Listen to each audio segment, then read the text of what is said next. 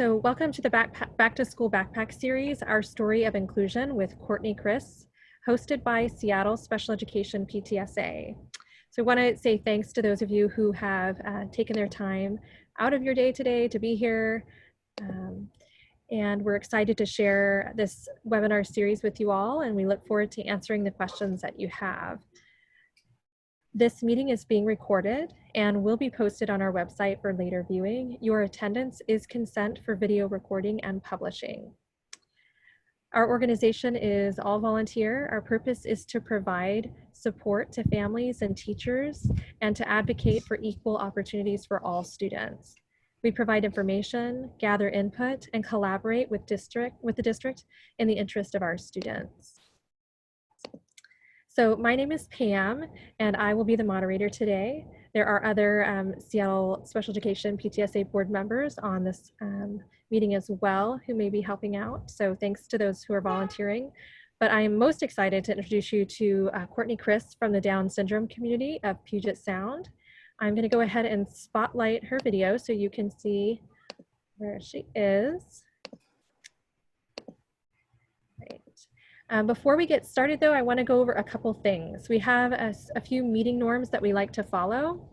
One being take space, make space. So if you have a question, we want to be able to have time for you to get your questions in as well as others. So just being cognizant that we want everyone to have that time. Also to please keep your sound on mute and keep your comments limited in the chat so that we can effectively get to all the questions as possible. Again, closed captioning is available if you weren't here earlier when I announced by going to the toolbar, clicking on more or the closed caption button and selecting show subtitle. Also, if you could please sign in with the name of your school that your child attends or maybe that you work at. Our chat notes will be saved for the Seattle Special Education PTSA to track where our attendees are and who we still need to reach out to. So now I'd like to introduce you to Courtney Criss, who grew up on the East Side and has a BS from the University of Washington. She earned a law degree from the New England School of Law and has practiced personal injury law and corporate bankruptcy. She now works full-time as a stay-at-home mom of 4 children, 2 of which who have Down syndrome, ages 10 months to 10 years. Her son with Down syndrome recently completed kindergarten in the Lake Stevens School District, and she has been volunteering with the Down syndrome community of Puget Sound since 2015. So it is your turn to take it away, Courtney. Thank you so much for coming and being here with us tonight. Oh, thank you, Pam. It's nice to be here. And yeah, and we live in Lake Stevens, and I lived in Seattle a little bit when I went to UW, but I never raised kids in Seattle, so I don't know how that works. But I can tell you how we advocated for inclusion for our son for kindergarten. And he's, yeah, as Pam said, he's entering 1st grade in a few weeks. And I want to show my slides. Wait, how do I do that again? Oh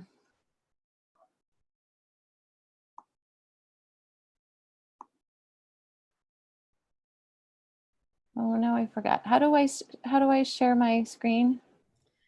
So if you open up Zoom to like full screen, it may be easier to see, and you click the share screen icon at the bottom of the toolbar in the middle. Yes. And there it is.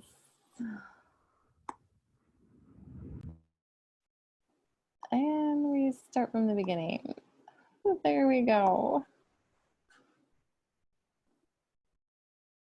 Okay. Yes, I went to UW. I have a degree in paper science engineering, which is sounds random. And then I decided to go to law school, and I moved to Boston, and then we moved back here, and we have 4 beautiful children. Here's a picture of them. And Josie is 4, and she's going to be in pre-K. Teddy's there in the middle, and he's my first grader. And then Eleonora is going to be in 5th grade. And then my baby girl is Maggie, and she is almost 10 months old. And she also has Down syndrome. And it was just total coincidence. They both have trisomy 21, which is just an extra 21st chromosome, not attached to any other chromosome. So we're just super lucky. And we, I'll go back to my beautiful kids. When Teddy was about 2 years old, I was talking to one of my friends who has a son with Down syndrome who's a few years older, and she was telling me about inclusion in school, and I hadn't even given a thought about it. I just had assumed that Teddy would be in a segregated classroom because that's how kids with significant disabilities were educated when I was young. So I just didn't really think about it. And she told me about how she was going to advocate for her son and all these positives, and she totally convinced me. I was on board. So, but I didn't know what to do. So I'm the kind of person who needs to study and learn and feel like I'm an expert. And so I started going to all kinds of workshops, and anytime someone was offering a free workshop or a free seminar on IEPs, on the IDEA, or on inclusion, I went to it. And then in about, I guess it was 3 years ago, in 2017, Erin Clones, who is in Seattle, she has a daughter with Down syndrome. We started the Ready Set Kindergarten program, and we wanted it to help other parents advocate for their kids going into kindergarten. So this session starting this fall is for parents of kids going into kindergarten in the fall of 2021. So our goal is to get them prepared, so when they go into IEP meetings and talk to administrators and teachers, that they're getting ready for their kids for the following year. We may 6 sessions throughout the year, starting in October. This year we're going to do it by Zoom. We used to do it in person. And we have registration actually open today. We've had lots of guest speakers in the past. This year we're just down to 2 guest speakers because Erin and I, we have so much knowledge now that we are really confident in what we are teaching. So I'm going to breeze through all these things. I'm really sorry. It's going to be really fast, but Pam's watching the chats. So if you have any questions, type them in and I'll see about answering them.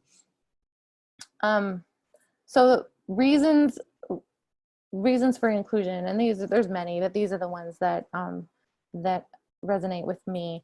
The real world does not separate. There's no separate church. There's no separate grocery store. There's no separate apartments.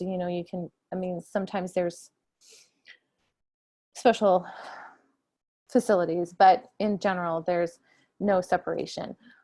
So our kids need to learn how to navigate the real world. If our kids are included in school, there's a higher likelihood of them graduating high school. There's a higher likelihood of employment, making at least minimum wage, maybe more, and working alongside other adults without disabilities. There's the possibility of college, and so many colleges now have programs geared to students with intellectual disabilities. My big part is being part of the community, and then there's so many studies that support inclusion, and there's no studies that support segregation.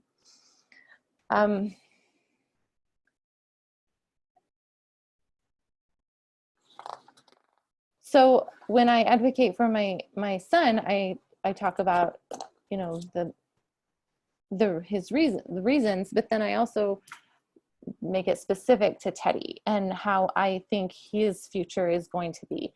And I focused on what his interests are now and what his personality is like now and what he wants to do. Now, Teddy's been obsessed with fire trucks since he was 3 years old, so I really envision Teddy being a firefighter, and that's what he wants to be. He talks about it all the time. If you're not talking about fire trucks, he will talk about fire trucks.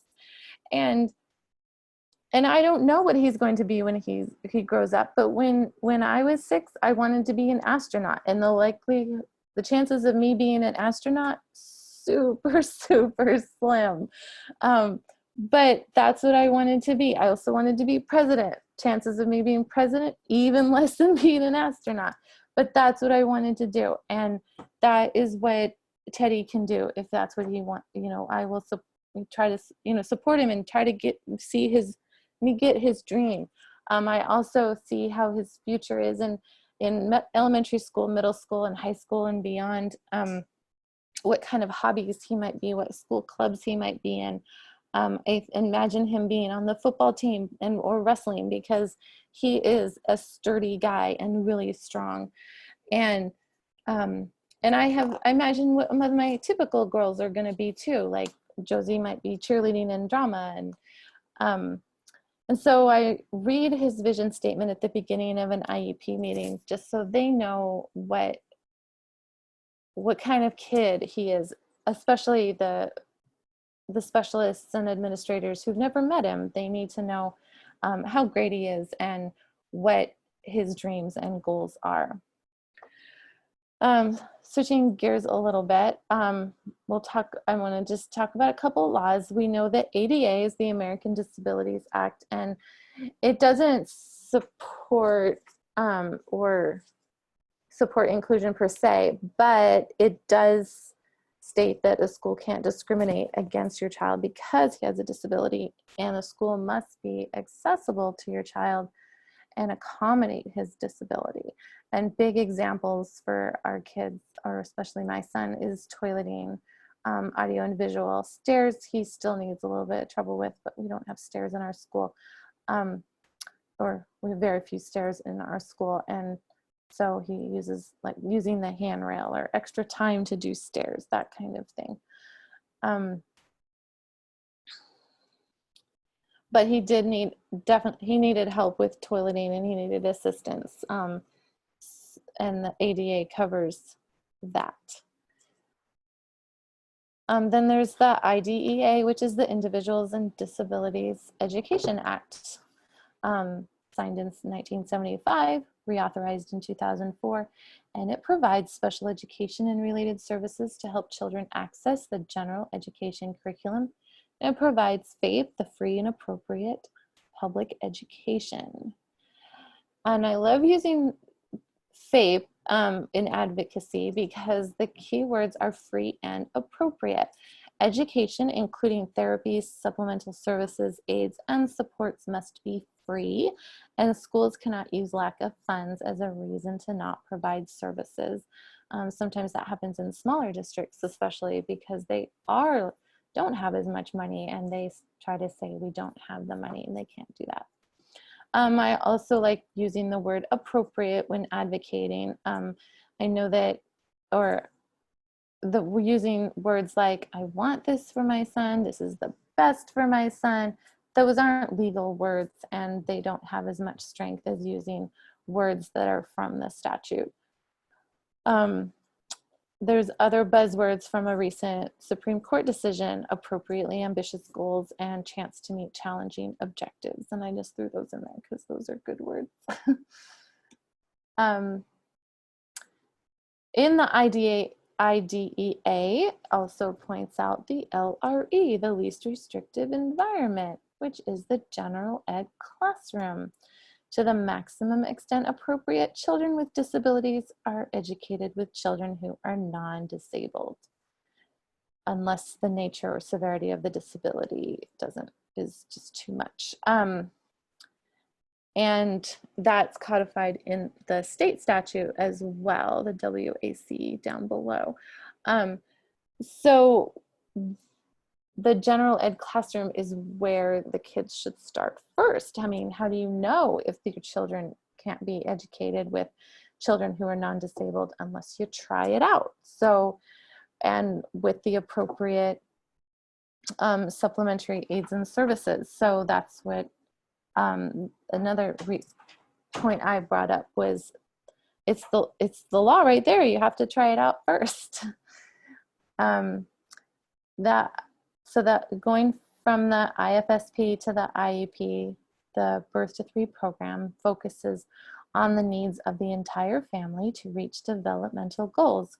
And then at age 3, the IFSP expires and it transitions to, the team assists in transitioning the child to the IEP team. This was kind of scary for me, that I loved our little safe Birth to 3 program and how family oriented it was. And then all of a sudden I was sending my kid off to district preschool and not knowing anything about his day or how he was going to do. He did great. But he was evaluated. He was evaluated on right before his 3rd birthday to see what his goals needed to be. And I didn't really know what was, I just let them do it. Like I didn't have a lot of input. I just trusted them completely. And they did fine. It was just the evaluation then from preschool to kindergarten, I had a lot more input in. So we had another evaluation when he was 5 at the end of preschool in June before we wrote the IEP for kindergarten. And in that evaluation, I consented to the evaluation on the condition that the evaluation was going to be used for determining goals and accommodations that would be appropriate for Teddy in kindergarten. I did not consent to any score being generated from any tests because I wanted to avoid negative labels and preconceived low expectations. I didn't want an IQ number to be generated or any comparison like he's 5, but he understands at an age 3 or something like that, because we know that that's not true anyway, because there's things that he understands. You can't really compare that. Just because he doesn't talk as well as a typical 5-year-old doesn't mean that he doesn't understand like a typical 5-year-old. And so they did the evaluations and they really did help determine what his goals and accommodations would be for kindergarten. I have to say that our IEP team was really good and was really well working together and figuring out what's best for Teddy. I felt like we were all on the same page, so that really helped. They also knew my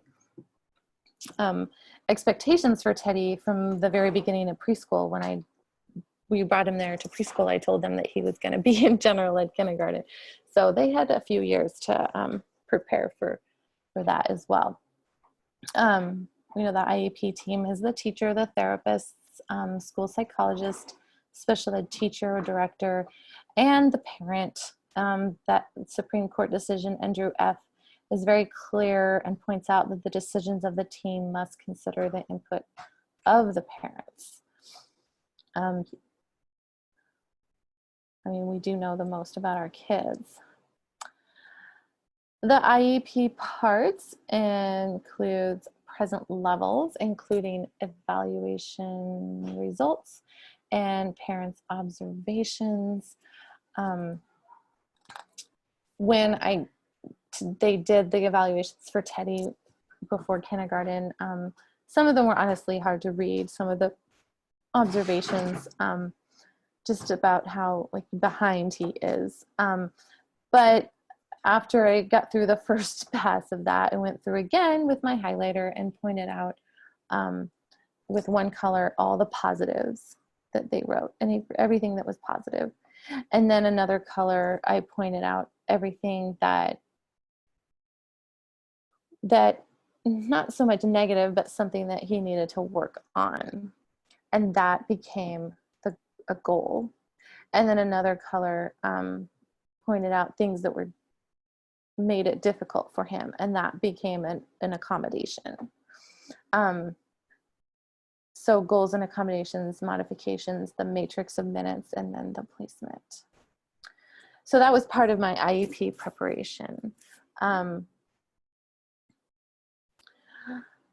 I gave a similar webinar to our DSC back in the earlier this summer. So this is, I encouraged everyone to use this summer to organize papers, make a list of all your papers, communications, evaluations, and notes, and keep papers in a binder or file folder chronologically. Throughout the year, any communications that you have with someone from the IEP team, memorialize it in an email. It's really important that communications need to be in writing. So if you have a telephone conversation with the speech therapist, send an email to him or her afterwards. You know, this is what we did. Thanks for our conversation, and this is how I understand what we talked about and what we are going to do going forward. I had a conversation similar with Teddy's speech therapist a few months ago, and before I could send an email to her, she actually sent an email to me about our conversation. So I really appreciated that. I encourage you to get books about inclusion and IEPs. I started this, as I said, years ago, getting everything I could within reason, because I have all these children now. But when I could read or go to workshops or seminars, and just to gain confidence in what I was talking about. Also, getting to know your child's school. I have my oldest goes there already, so I already knew some of the teachers, and actually they got a new principal a couple of years ago, so I got to meet that new principal. When kindergarten registration was open, I registered him for kindergarten at our neighborhood school. When there was the open house, I went to the open house. I met the kindergarten teachers. I met the principal. It was just assumed, like, I just went in, like, this is how he's going to be at this school. So I didn't didn't take no for an answer, or wasn't going to get any pushback. Our district does have a life skills program in a school on the other side of town, and I just didn't want him to go to that.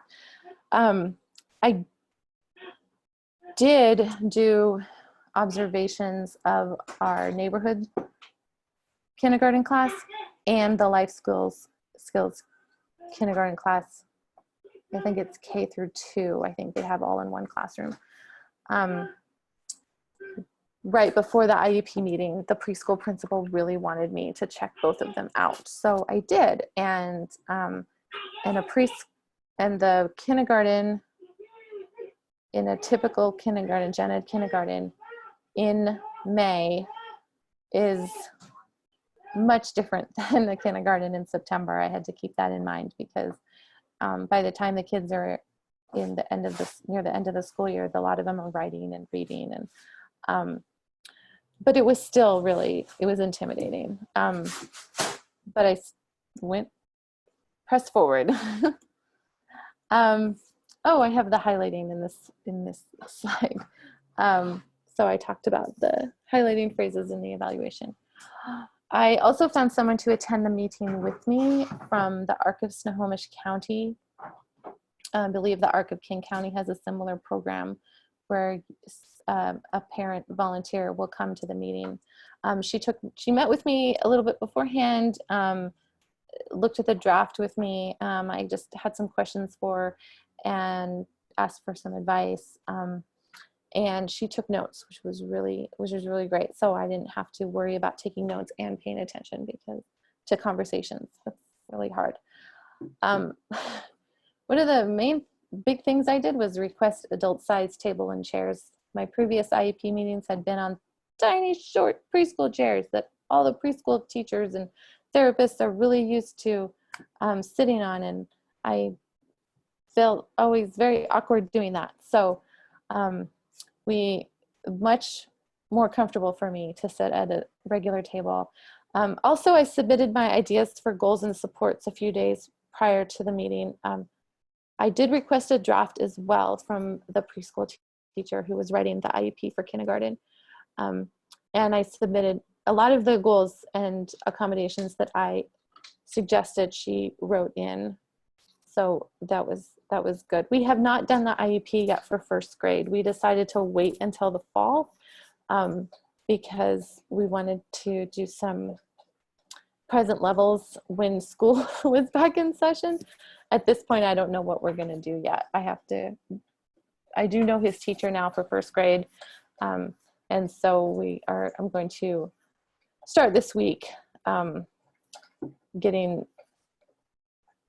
probably requesting an IEP meeting. Okay, at the IEP meeting, if you want to record, you must get everyone's permission in Washington State, but note-taking is okay. Turn off your phone, no distractions. Now, I don't know how they're doing IEP meetings now, if some districts are doing them in person at a safe distance, or if it's only in Zoom.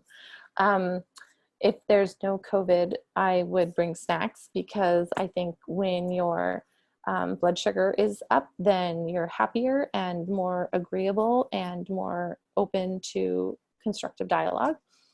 I also come in with a hopeful and optimistic and confident attitude. I read my vision statement. I had a picture of Teddy. Some people knew Teddy, some people didn't. Also be an active listener and ask questions.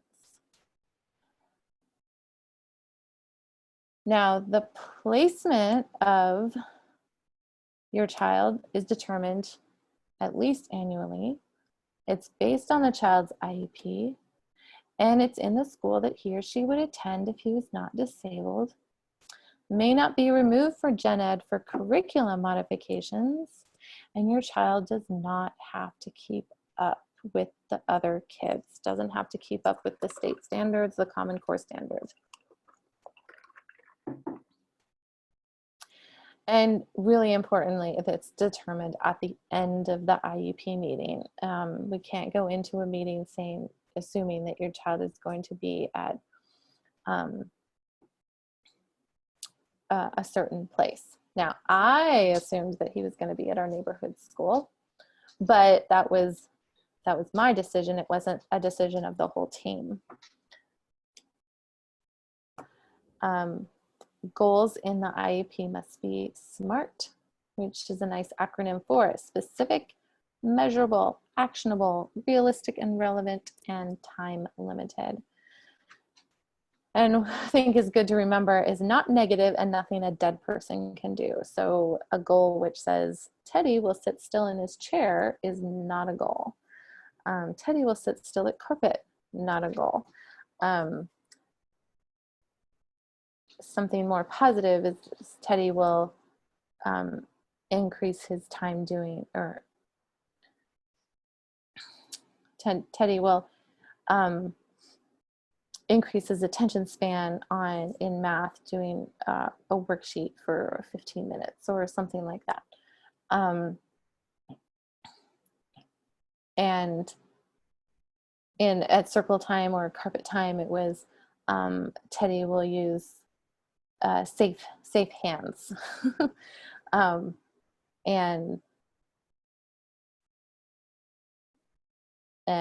engage in learning at the carpet.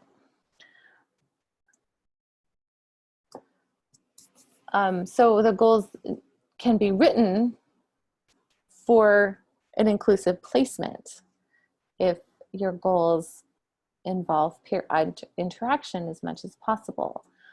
Speech goals should always include conversing with peers. OT goals should include gen ed skills like scissors, writing letters, numbers, name, drawing faces, shapes. PT goals can involve peers by taking place at recess and PE.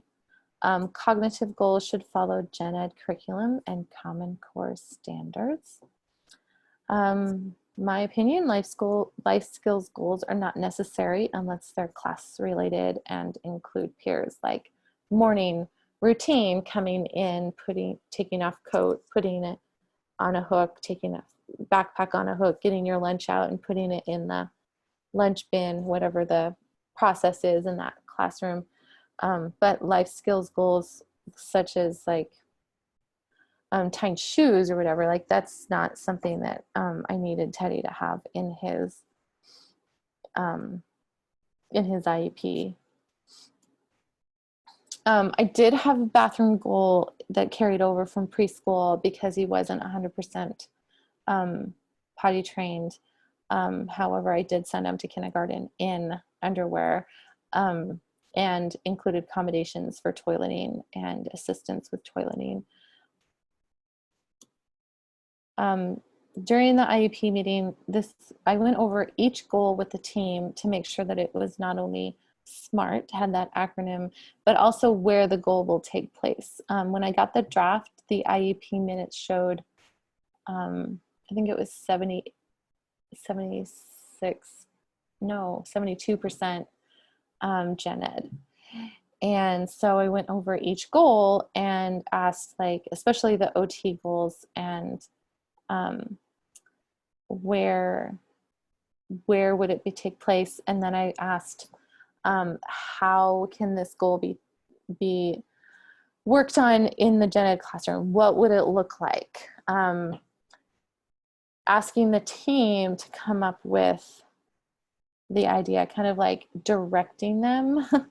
And when they said, yeah, we could do it in the classroom and this is how we do it, I say, well, let's do that. So by the time we were done with the goals and the minutes, we had, I think we had up to like I think it was 88% gen ed. So I was pleased. And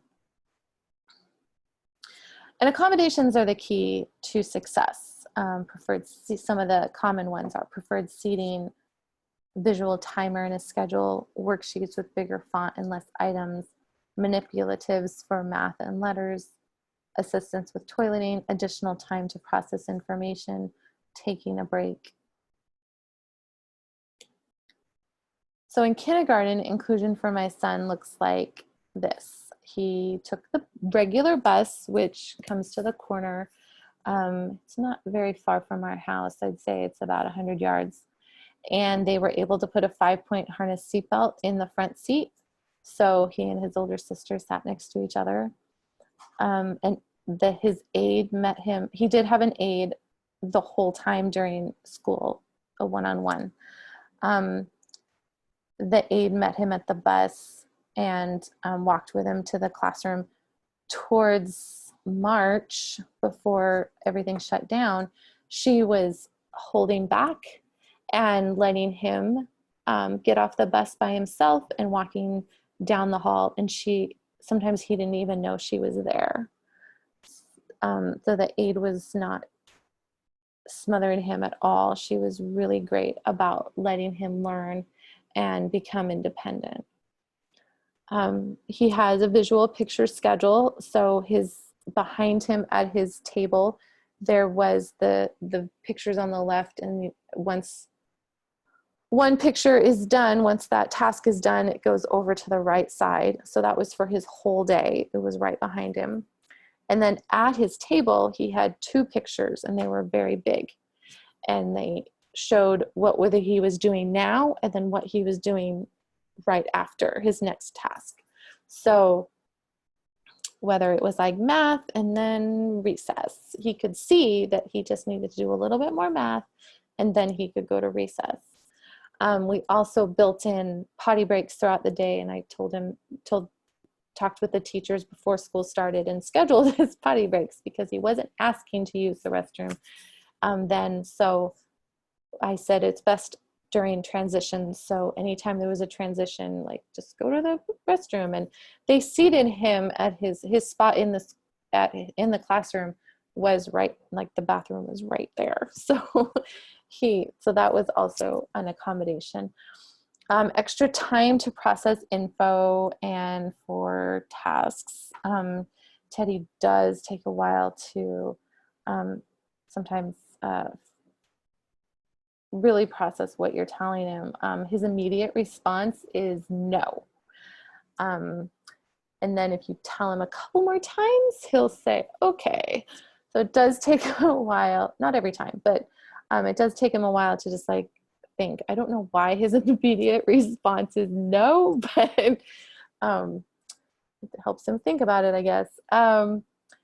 He did go to the resource room for 20 minutes a day and worked with the resource teacher, but the resource teacher also came in to the classroom as a push-in service. Speech and OT were in the classroom or at recess. And PT was during PE, and he also went to the cafeteria every day for lunch. And about mid-year, I had him buy lunch because I knew he would like it, and he did love it. He loved going through the line. He loved getting the pizza or the chicken nuggets and choosing his fruit, and the aide would help him open the milk or whatever. But he loved it, and I always heard positive things about. I think lunch is his favorite subject. Now for first grade, I don't know how it's going to be, but these are some things I had thought of that I'm going to talk to his IEP team about. That I thought about how last spring, things that went well and things that didn't. I think he needs more printed material and worksheets versus computer learning. My daughter did really well with iReady when fourth grade iReady math, but my son doesn't work like the mouse pad. Like he's just can't do that yet. So we're going to get more printed worksheets. I also felt like I didn't have much time hardly any time with the teacher. So I want to ask for more time with the teacher because I'm going to be his teacher. So I need to learn a little bit of a crash course on how to teach him, some more support for me. Again, a visual picture schedule that works at home as well. Extra time to process info. Material shared on the screen should be larger. When we had Zoom meetings with his resource room teacher last spring, and then she shared her screen, it was pretty small. So she needs to somehow figure out how we can make that bigger, or if he needs just a bigger screen because he has a Chromebook, which is really small. So we're going to work on that. Minimize auditory only instruction because face it, it's boring. And peer connections in small Zoom groups, I think would be fun. I hope that he has some of the same kids that he had last year, so he will remember them and want to say hi to them. Fortunately, the first grade teacher that he's going to have is one that my oldest daughter had, so we already know her. I hope she's ready for Teddy. He's so different than his sister. We'll see how it goes. So I know we're all worried about how remote learning is going to be, but I suggest you be creative and think about the spring and what worked and what didn't, and try to think of what will be best for your kid, and ask for everything, and you might get some of it. That's just a negotiation tactic, right? So that is all I have. And I'm going to stop my screen sharing right now. All right. Were there any questions?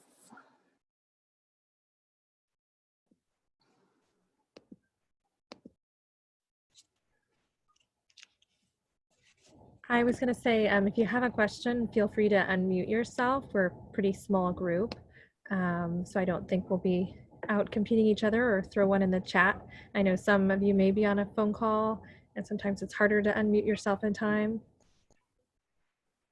Feel free to jump in. Cheryl, do you have a question? Yeah, I do. Yeah, how did that work with you asking for more? Have you tried the asking for more teacher support? Did it work? Or is this new for you this year? Yeah, so this is new for me this year. Last spring, and I know a lot of people just didn't feel like they had any services at all last spring, right? Right. And I felt like we were kind of lucky. We got 3 Zoom meetings a week with his resource room teacher.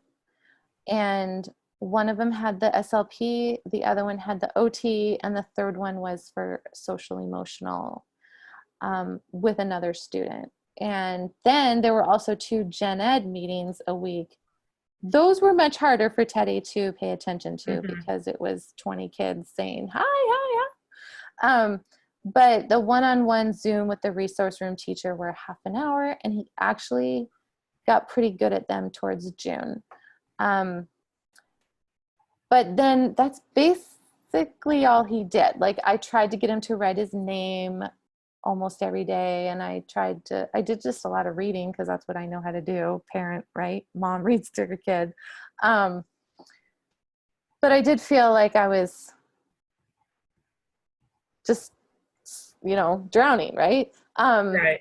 So this time I want to ask for worksheets, and I want to ask, like, what am I doing each day with him? Like, how many worksheets am I going to do this day? And, like, really spell it out. Yeah. I What? agree. I'm going into middle school, so I'm not dealing with one teacher. I'm dealing with, like, I don't know, maybe 5. So that was a suggestion you made that I think I'm going to try to ask, because I was drowning just with one teacher last year. So I'm thinking this is going to be not great if I don't have like it really spelled out. So that was a good suggestion. So I don't. Yeah, I know we're all scared. But then in the spring, I was like, I think a lot of us were like, it's just only temporary. It's only going to be for a little bit. We'll just, like, let it slide, because the fall we'll be back to school and we'll all get back on board and back to doing what our normal thing is. So this time it looks like all the teachers in the school districts are taking it more seriously. Like, oh, we actually have to teach now. So I'm hoping that they will have more parental support. But yeah, I'm going to ask for it. That's a good suggestion. I haven't tried to specifically ask for it, but yeah.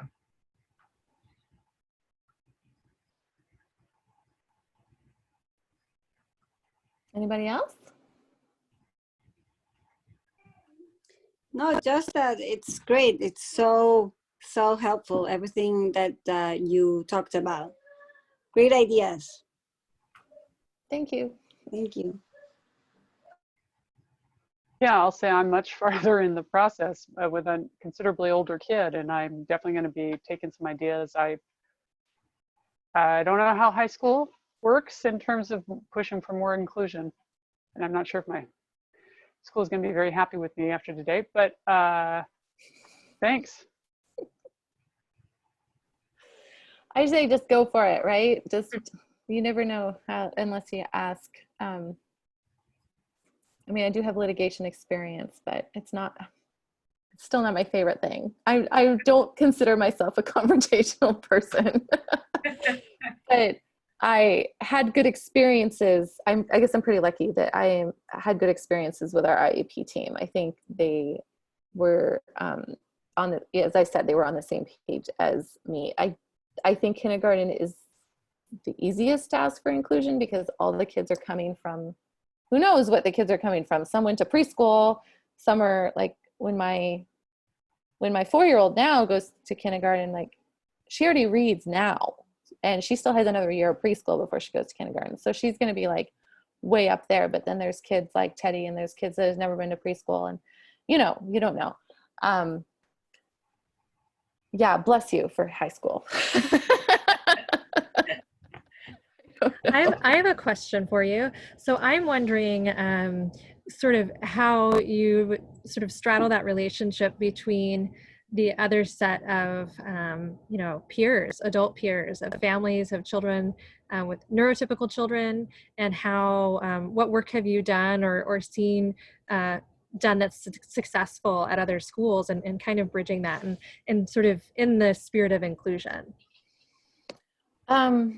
Well, Lake Stevens is surprisingly still a small town, even though we have a lot of houses being built. But for example, so the teacher that Teddy's going to have for first grade, she lives like half a mile from me. She's in my Buy Nothing Facebook group. So we've actually are kind of friends. And I'm friends with a lot of the parents who go to our neighborhood school. And like my daughter's preschool teacher lives a quarter mile down the street.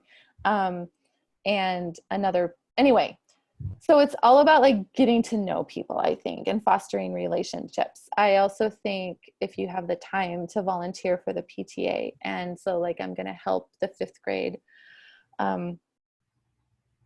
Maybe we'll have a 5th grade field trip, but that's the tradition, right? So I'm going to be on that committee and help with that. So I just think like the more they see that I'm a mom just like they are, and we all have our kids with different needs and different abilities, and so I've only encountered positives. So the other parents in Teddy's kindergarten class, they all liked Teddy. So I hope I don't know.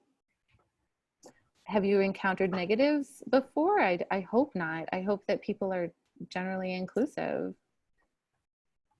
One of the advantages of having a class with someone like Teddy is that there will be a para in there. And so that means additional adult support. It also means that the teacher is more likely to use universal design for learning style in his or her teaching, which means that every kid will benefit, right? Because then every kid's on a different path, and every kid does learn differently. When I was growing up, we learned by being lectured to.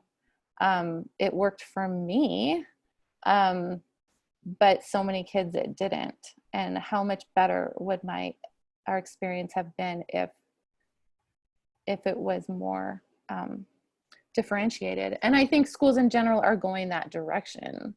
It felt like when my oldest started kindergarten, I was so impressed with how kindergarten and 1st grade was being taught, and how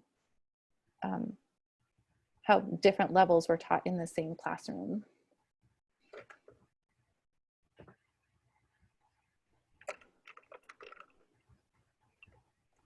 Are there any other questions? I'm just going to ask the group as a whole, how many of you have some level, or if you're willing to share, what levels of inclusion does your kid have right now? I'm curious.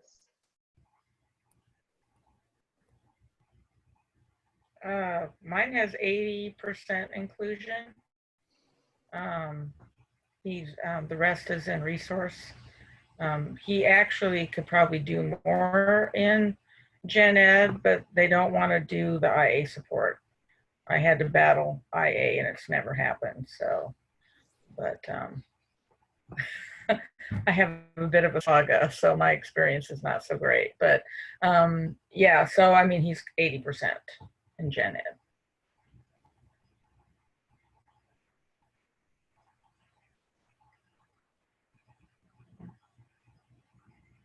Is anyone else on the call willing to talk a little bit? My kid is almost entirely self-contained, and I'm pretty challenged to figure out how that could work differently. Yeah, I wish I had some advice about that. I'm really sorry.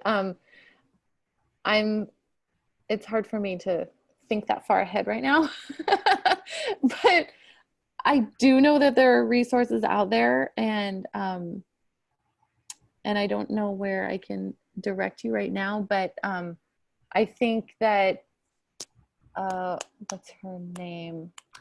Visions and Voices Together is one of the Facebook groups I follow, or Facebook pages I follow, and Charmaine, that's her name. She's an advocate out of Idaho, and she always has great things to share. And then of course there's Julie Costin and Paula Kluth, who are also inclusion experts, and I regularly look at their blogs. Courtney Hansen has a great blog called inclusionevolution.com. And there's lots of great articles in there. So it's Yeah, something to start it's reading, interesting because but also to Pam's question about how you're working with the, your parent peers, if you will. I've had conversations with my kids, the good friends of mine because we've got kids who've got disabilities.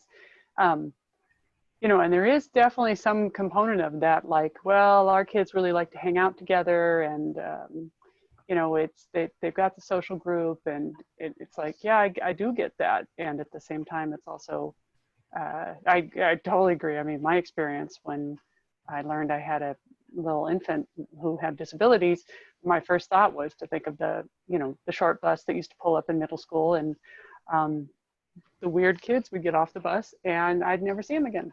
And that was a loss. And, there's more overall, but I'm just, it's a little bit of that, like, how much do you push for your kid to be the one who is maybe in the awkward space as compared to be with a bunch of kids who are socially his peers. The kid knows how to burp and fart, so in high school he fits right in with about every boy, but what is it with boys? My 6-year-old boy, yeah, he's discovered that he gets reaction from that.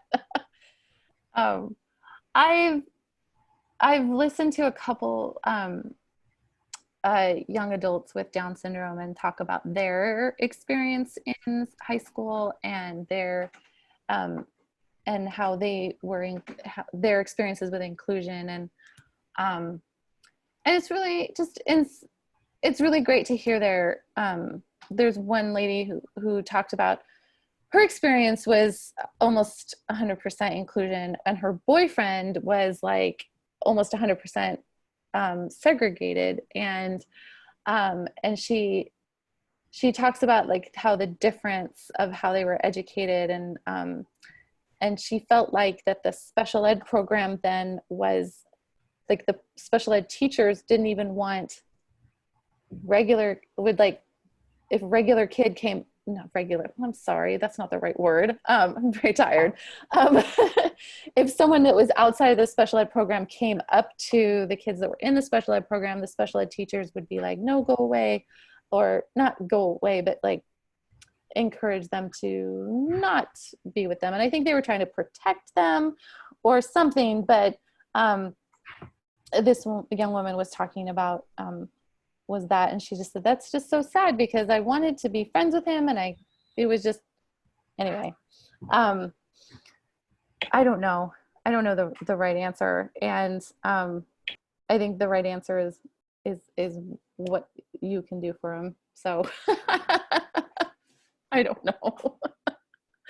I hope I give that this gives people some confidence and some ideas. I don't want anyone to leave this meeting feeling negative and feeling bad about their children. Just please take something positive out of what I've said, and work for your kid that way. Awesome. Well, thank you so much. I'm gonna share a flyer quickly on the screen here and ask that everyone hang on here for a few minutes. We had a couple follow-up things, and if you have a question, feel free to throw it in the chat or unmute again if you think it's something while we're doing this. But I just wanted to throw this flyer up on the screen to show you some of the events that are coming up this week and next, and ask that you all, so I was going to have you all do a poll, but it seems not to be working. Maybe if one of the other board members on the call could try to launch the poll. It makes it inactive sometimes when more than one of us are on. So if somebody else could do that, that'd be great. I won't be able to tell when that happens, so I'll just keep moving forward.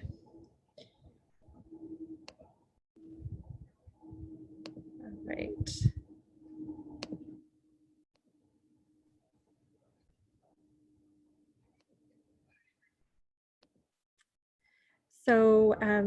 if the poll does pop up, if not, don't worry about it. It's just 3 quick questions that we're trying to gather some information from you all to figure out what in the future, how we can offer the most relevant training and services. The results aren't going to be published, they're anonymous. And I also wanted to point out a couple other items that, and I apologize for the background noise, but I have a kid trying to get to bed inside. So our next general meeting is September 15th at 7 p.m. And we have a number of sip and chat dates coming up. Yana, if you're, I had them pulled up on my phone here earlier, but if you're on the call, oh, I've got them right here. Okay, so Thursday, September 10th at 4:30 will be a sip and chat in English. These are parent-to-parent meetings that are provided by the Seattle Special Education PTSA FACE Committee. So that's Family and Community Engagement. And that one will be on September 10th at 4:30. We also have another one on the 24th of September at 4:30 for the deaf and hard of hearing community, and another on October 1st from 7 to 8 p.m. and that one is in Spanish. I'm going to drop a few things. I'm gonna in the chat here.